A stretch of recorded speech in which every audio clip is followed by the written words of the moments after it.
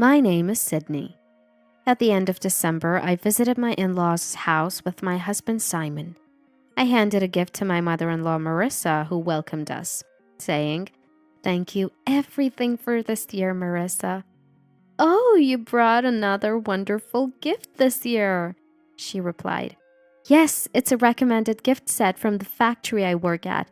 I'm sorry it's not wrapped." "That's all right, it's the thought that counts." Marissa opened the box with a smile. Her eyes sparkled as she looked inside. "All sorts of fish cakes. Tamago sushi, there's so much in here. And it's all perfect for Christmas.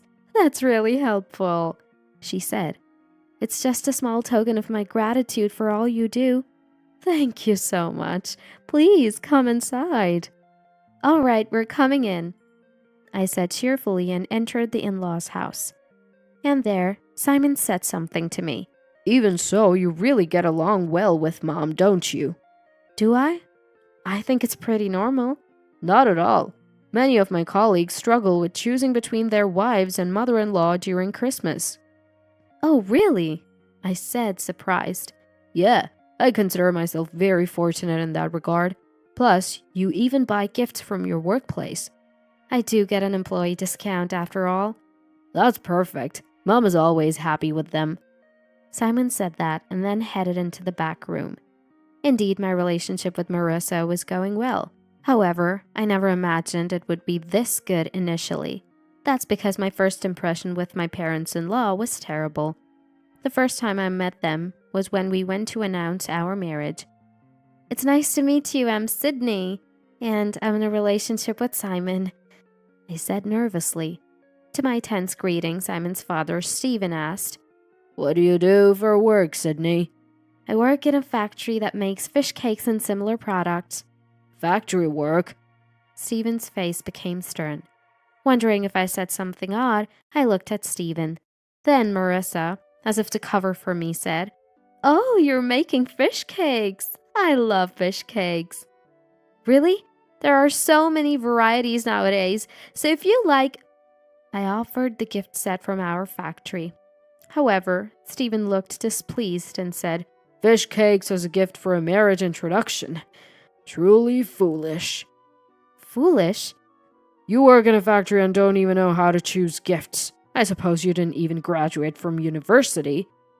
Indeed, I didn't graduate from university, but I've never felt ashamed of either not having a degree or working in a factory. Yet, Stephen looked down on me saying, "If Simon wants to marry you, I'll accept it. But make sure you don't cause me any trouble. I don't plan to rely on Dad. Don't worry, we won't be a bother. Remember those words. People who are poor change dramatically the moment they get money." "Huh? Who are you calling poor?" "That fool Sydney. Just remember, don't you think you can get help from me as a lawyer if anything happens?" Stephen glared at me as he said this. Then he excused himself, saying he had work, and left. I felt increasingly awkward. I should probably go." Unable to bear the awkwardness, I was about to flee from the scene. But Simon pulled my hand, saying, "Sydney, don't worry about Dad. Let's have a meal before we go." "Yes, Sydney, since you've come, please stay a while." Marissa also said that, insisting that I stay. I reluctantly sat down again, thinking I'm not feeling very good. Marissa clapped her hands and said, "Let's all eat together. We have prepared dishes and there are fish cakes Sydney brought." "Oh, I can help too." "Really? Then let's have your help." And so, on the day I met Marissa, I ended up helping with the meal preparation. As soon as I entered the kitchen, Marissa started talking to me. "By the way, Sydney, do you plan to continue working after marriage?" "Yes, I intend to." "If you do continue working, make sure you handle housework moderately and get Simon to help when it gets tough." "But is that really..." "It's not good to do everything yourself and not let your husband help. Otherwise, you'll end up like my husband." Marissa smiled. "I see." Marissa also had grievances with Stephen. I began to understand the dynamics between Marissa and Stephen a bit more. While preparing the meal, I listened to Marissa's complaints. It turned out Marissa had a never-ending list of grievances about Stephen. She complained so much that it was exhausting to hear. But it was exactly because of that incident that Marissa and I could form a good relationship. However, things with Stephen remained awkward. At the wedding speech, Stephen demeaned me. I'm quite worried about Sydney, who seems to work in a factory. Maybe she doesn't know how to handle money properly. Some of Stephen's associates laughed, but many others just gave a wry smile. Yet, Stephen kept talking in the same manner. After the wedding, Stephen continued to look down on me. For instance, when we visited the in-laws' house, he would ask me, How's your job? Have you gotten into any debt? Everything is fine, Stephen. Really? Someone foolish like you would start wasting your husband's salary the moment you get married. That's not true at all. Can you believe it? The words of a poor person who's never had money. Stephen said harshly. He had always been like this, causing not just me but also Simon to be fed up. But I couldn't change my job or life at this point. Complaining to Stephen would only worsen our relationship, so all I could do was endure. It was around that time. Due to the rising costs of energy and raw materials, the factory where I worked was in jeopardy. The factory might go bankrupt if things continue this way. Is there any way you can help? The factory owner asked the bank. He had been polite in his approach, but the loan officer turned him down. The refusal was due to an unclear business plan and uncertain future prospects. Because of these issues, my factory was on the brink of bankruptcy. And so, the factory might go bankrupt. I shared my concerns with Simon. Simon frowned and said, That's tough. What should we do? What do you think? Maybe Dad could do something about it. Simon seemed very hesitant. In truth, I didn't want to rely on Stephen, who often belittled me. I could have chosen the escape route of becoming a housewife since I was married. Yet, if I did nothing and let the factory go bankrupt, I knew I'd regret it.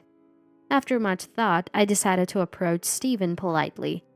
Stephen, please help Gabriel. Only asking for help when you're in trouble, huh? How convenient. Stephen scoffed, looking away. Then Simon, standing next to me, also politely addressed Stephen. If Sydney's factory goes bankrupt, we'll have to live on my salary alone.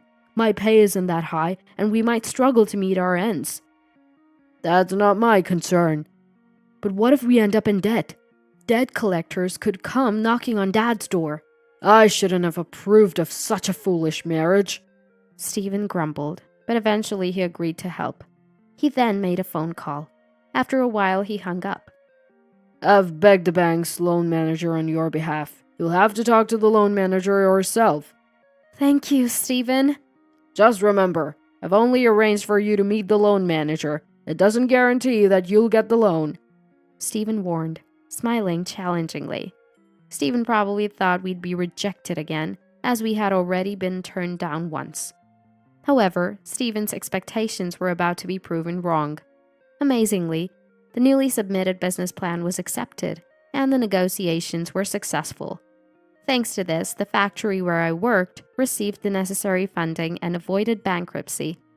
However, the fact that we were helped by Stephen remained unchanged. Now, I might face even more sarcasm from him. I was feeling down, hoping that I was just overthinking. But it turned out I wasn't. But, as it turned out, my concerns were not overblown. Every time Stephen saw me, he started making sarcastic remarks. Even during Christmas, at the family's memorial service, Stephen found a way to belittle me. What? You're here too? Don't you have factory work to do? He asked. Oh, yes, I took the day off for the memorial service, I replied. Can you take time off? Isn't the factory always running? He prodded. No, my factory operates from morning till evening. What a bore. With such a low salary, you should be working harder. And it went something like that. This made visits to the in-laws' house increasingly troublesome for me. Just the thought of seeing Stephen again made me feel uneasy. However, I do like Marissa and wanted to see her at least once a year. Plus, there's the tradition of Simon's relatives gathering at Christmas. Torn, My desire to greet Marissa and help her with her annual event outweighed my apprehensions, and so I decided to visit again this year. It's just a few days of patience. As I muttered, Marissa's voice came from behind. Is something troubling you? Oh no, it's nothing. Are you worried about him? He'll always speak ill of Sydney. Marissa was referring to Stephen. She was being considerate, making sure our conversation could be overheard without issue. It's okay, I came because I wanted to see Marissa again this year. That's so nice to hear. Come on, Marissa, let's get ready for Christmas. We'll have a lot of people visiting again this year. Right, we can't serve embarrassing dishes for our Christmas tradition. Yes, I'll help too. Really? Are you sure? I've prepared well this year. Then maybe you can make a few dishes this year. So, I started cooking with Marissa. Many relatives would gather for Christmas in a few days. It's an annual event, but preparing with Marissa is quite a task. However, I couldn't help but admire her because, before I married Simon, Marissa used to prepare everything alone. I've studied various recipes, so I think I can handle any Christmas dish. I'll do my best to make it easier for Marissa. Oh, that's reassuring. Then, could you please take care of this? Yes. As we were preparing the Christmas meal, suddenly Stephen entered the kitchen. Looking around the kitchen, Stephen asked, Hey, isn't there anything to eat? Oh, are you hungry? Marissa asked Stephen. Stephen, annoyed, replied, I'm just looking for some appetizers. I see. Sydney, could you bring out the carpaccio from the fridge? Marissa pointed to the refrigerator while looking at me. Understood. As I opened the fridge, Stephen, with a nasty smile, said, What? You're cooking too? Yes, I'm helping Marissa. Are you really helping? Let me see, what are you making? Stephen looked at what I had been preparing. Seeing the vegetables on the cutting board, Stephen said, What's this? It's all messy, isn't it? I'm sorry, I can't do it as well as Marissa. I didn't expect much from the start, but you're really bad at this.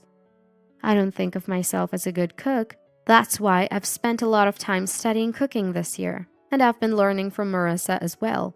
Despite doing nothing himself, he constantly criticizes others. As I thought about all this, I handed the carpaccio I had taken out of the fridge to Stephen. Meanwhile, Stephen sighed. Can't even cook. Are you really okay? You're not just getting in the way, are you? I'm fine, probably. Well, I guess a fool can only make fish cakes in the factory. It's good that you're at least working. Stephen laughed crudely and left the kitchen. I clenched my back teeth in frustration. Then Marissa, standing beside me, said, Don't mind him. Let's make a delicious meal and show him. Yes. I nodded emphatically and began cooking again. After finishing the Christmas meal preparations, we started getting ready for dinner. The busy time of Christmas passed. The Christmas Eve was relaxed, but Christmas Day was incredibly busy from the morning. Marissa and I were busy as relatives began to arrive. Merry Christmas! Thanks for having us again this year. As they said this, the relatives entered the living room. Marissa asked me to serve coffee and prepare wine. While I was doing this, all the expected guests arrived, and Stephen began his greeting. Well, thank you all for gathering here this year. My wife has prepared the meal for Christmas, so please enjoy. After Stephen's greeting, Tom, getting carried away, said, Been waiting for this. Looking forward to the delicious meal again this year. Please, please. Well, this year my son's wife has also helped, so the food might not be delicious. Stephen laughed crudely, with his usual manner. Hearing this, Tom said, Oh, that's exciting. A woman who handles $100 million must be good at cooking. Huh? $100 million? Stephen was surprised. A puzzled Tom asked back, What? Stephen, you didn't know? What are you talking about? Sydney works in a factory. Yes, a factory that produces products respected worldwide. You didn't know? Worldwide? What are you talking about? You really don't know. The fish cakes made by the factory where Sydney works have become incredibly popular in France and Europe. What? France and Europe? Stephen looked at me, surprised. I smiled and explained to Stephen. Thanks to Stephen's efforts, the factory where I worked avoided bankruptcy. Actually, it was Gabriel who made the proposal. Proposal? Stephen, are you aware that surimi is popular in France and Europe? Surimi? The processed product made from finely ground fish and meat? In France and Europe, it's mainly known as crab sticks. It's very popular because it's healthy. What about it? Actually, my factory also produces crab sticks, so we decided to export them in a high-quality format. Really? That's, It was my proposal. And with the current boom, it's been a huge hit. We secured exports worth $100 million annually, mainly to France and Europe. So you're the woman who handles $100 million? Well, yes, that's one way to put it. By the way, the export volume of the fish cakes Stephen mocked has also increased. Stephen bit his lip in frustration as I smiled. Then Stephen, looking away, said to me, So what? You're still just a factory worker with no education. A fool. I won't deny the lack of formal education, but unlike you, Stephen, people in France and Europe don't look down on others just because of their educational background. As I retorted, the relatives were delighted. Amidst laughter, several commented, And if you can earn money, education doesn't matter. Exactly. I'd rather have a daughter-in-law who earns money like this than one with just educational qualifications. No doubt about it. This eased the atmosphere immediately. However, Stephen seemed displeased that no one agreed with him. Perhaps being contradicted by me was also a reason for his discomfort. Regardless, Stephen was nearly bursting with anger. What's this about a woman moving $100 million? In the end, it's just the company making money. But the profits are shared with the employees. I received a special bonus. As I countered, Stephen pointed at me. That's just a part of it. It's nothing compared to a lawyer who earns tens of millions of dollars a year. I see. Yes. I was very disheartened by Stephen's attitude. In fact, as a lawyer, Stephen's annual income is tens of millions of dollars. Even though the factory where I work is profitable, my salary doesn't come close to his. Even with the bonus, there's a big difference in our annual income. Stephen's attitude is irritating, but when it comes to comparing salaries, I can't argue back. It was just when I had these thoughts. Just as I thought this, Tom slammed his glass onto the table and said, I've been quietly listening, but you've been saying whatever you want, belittling people. It is the truth. Stephen laughed triumphantly. However, Tom stood his ground. Sure, Stephen may earn a lot of money, but is it really earned through honest work? What are you trying to say? Stephen, you're being sued by a client, aren't you? I know about it. Everyone was surprised by Tom's words. All eyes turned to Stephen. Meanwhile, Stephen was panicking, clearly flustered. What are you talking about? Disciplinary actions, was it? Something like that happening to you, right? I don't know. I don't know anything about that. Stephen feigned ignorance, but everyone looked at him with suspicion. Amidst this, Tom continued talking with a malicious smile. I've always been dissatisfied with Stephen's attitude, so I had a journalist friend of mine do some digging. Digging? What for? Stephen, it seems you've been mishandling money inappropriately, haven't you? No, that's wrong. I haven't done anything. Don't lie. I know everything. Tom took out a notebook from his pocket. Then Tom began reading the contents written in the notebook. Based on certain individuals' testimony. Summarizing what Tom said, it went like this. A certain individual visited Stephen's law firm to file for bankruptcy. Stephen, thinking it was an easy job, quickly accepted the request. However, problems arose. Stephen had not distinguished between the retainer fee he received from the client and his own remuneration. This inappropriate handling of funds became an issue. There were also instances of Stephen hurling abuses at clients, leading to disciplinary actions against him. There's more, but what should we do? If Stephen keeps belittling Sydney, I can make him feel uncomfortable. Tom asked Stephen this. Surprised, Stephen said, I feel unwell today, so I'll excuse myself from here. The rest, I leave to you. And then he left the room. He went straight to his own room. As I stood there in shock, Marissa came in and said, Stephen was rude. Now, dinner is ready. Please come and eat. Oh, Marissa, let me help. Yes, please. With Marissa's arrival, the rest of Christmas proceeded as usual. Thanks to Tom's appreciation of my work, I ended up being asked to share my story with everyone. Thus, I managed to finish the traditional Christmas visit and event at the in-laws' house, which I used to find challenging. Sometime later, I received this news from Marissa. Stephen has been suspended from practicing law. Really? Well, it's time for him to take responsibility for his arrogance. It can't be helped. What will you do now? Surely not a divorce? No, I won't do that. Because you see... Marissa's story went like this. Stephen, having completely lost trust, apparently would find it difficult to work as a lawyer again. He declared he would live quietly on his savings from now on. However, Stephen couldn't do anything alone, so he deeply apologized to Marissa. Please, don't abandon me, Stephen said. And you forgave him? Yes, in a way. It's partly my responsibility that Stephen can't do anything. So, the truth is, I can't abandon him. I see. Something about it didn't sit right with me. But if they're okay with it, it's not my place to say anything. At the end of our conversation, Marissa said this. Oh, right.